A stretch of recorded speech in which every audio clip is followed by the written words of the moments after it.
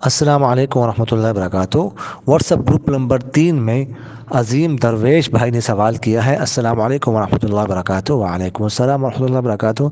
بعد السلام عرض ہے کہ بندہ رات کو سونے سے پہلے شلوار تبدیل کرتا ہے اور صبح اٹھ کر پیشاب وغیرہ کر کے پہلے رات والی شلوار اتار کر وضو کرتا ہے، پھر دوسری کپڑے پہن لیتا ہے۔ خلاصہ یہ ہوا کہ اس صورت میں ننگا پن میں وضو کرنا لازم آتا ہے۔ اب سوال یہ ہے کہ کیا ننگا ہو کر وضو کرنے میں شرعاً کوئی حرج ہے؟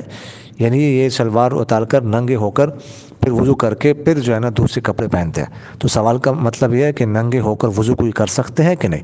وضو ہو جائے گا، ٹھیک ہے، کپڑے اتار کر، بس کوئی ادھر نہ ہو، کسی کی نظر نہ پڑے تو اس کا خیال رکھا جائے۔ باقی یہ ہے کہ نظر پڑنے سے وضو تو نہیں ٹوٹ جاتا، لیکن یہ ہے کہ ویسے گناہ ہوتا ہے، تو باقی یہ ہے کہ وضو کوئی کر لے تو وضو ہو جائے گا، اور دوبارہ کپڑے پہننے سے وہ دوبارہ وضو کرنے کی ضرورت نہیں ہے، بس وہ کپڑے اتار کر جو وضو کیا تھا وہ کافی ہے۔